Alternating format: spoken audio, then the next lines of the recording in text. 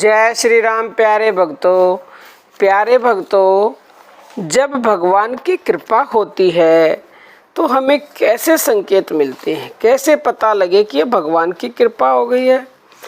तो कई मनुष्य ये समझते हैं कि अगर हमारे पास धन है, दौलत है, इज्जत है, शोहरत है तो प्रभु की कृपा हो गई है। नहीं प्यारे भक्तों, तुलसीदास जी का एक दोहा है, सुत दारा धन लक्ष्मी पापी के घर भी होए, संत समागम हरि कथा तुलसी दुर्लभ दो।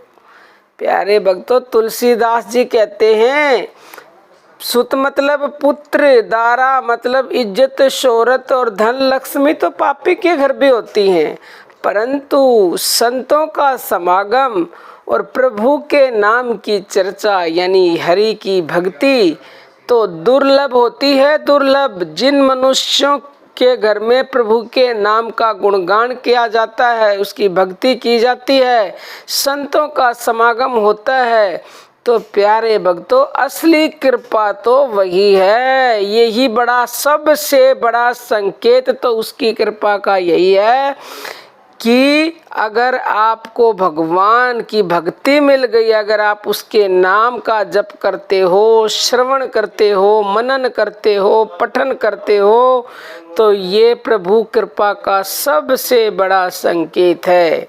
अब आप ऐसे मत कहना कि क्या हमें धन नहीं चाहिए। देखो, धन तो वो अपने आप दे देते हैं, लेकिन धन को आप कृपा नहीं कह सकते। धन तो अभी हमने बताया कि पापी और अधर्मी के घर में भी होता है। वो तो प्रभु प्रलोभन दे के भुला देते कि धन के में ही भुला रहे, क्योंकि अगर वो धन छीन लेगा, धन उनसे तो छीनता नहीं पापी अधर्मियों से। क्यों? क्योंकि अगर धन छीन लिया तो वो प्रभु की भक्ति करने लग जाएंगे, और भक्ति करने लग गए तो फिर भगवान को उनको मुक्ति देना पड़ता है। इसीलिए वो चाहते नहीं है कि उनको मुक्ति दे। एक भागवत में कथा भी है प्यारे भक्तों।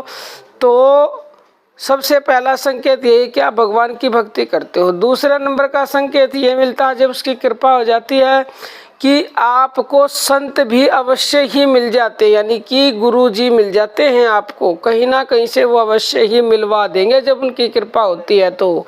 और तीसरा संकेत ये है कि आप ना चाह के भी भगवान नाम के बिना एक पल नहीं रह सकते, यानी बार बार किसी दूसरे के आगे उनके नाम का गुणगान करने लगते हो, आपके उनका नाम अपने आप मन में चलने लग जाता है। ये भी भगवान की बहुत ही बड़ी कृपा का संकेत है प्यारे भक्तों। ये 3 संकेत आज हमने बताए। अगर आपके साथ इनमें से एक भी संकेत है तो आप प्रभु की कृपा के पात्र हो, और आपको भगवान को बहुत बहुत धन्यवाद करना चाहिए। क्योंकि अगर आप YouTube पे भी सत्संग सुनते हो उनके नाम के, भगवान के रहस्य के, गुण के, तत्व के, तो ये भी उनकी कृपा है। क्योंकि उनकी कृपा के बिना तो कोई उनका नाम सुनना तो दूर छोड़ दीजिए, किसी को पसंद भी नहीं करता अगर कोई बोलता है दूसरा तो भी।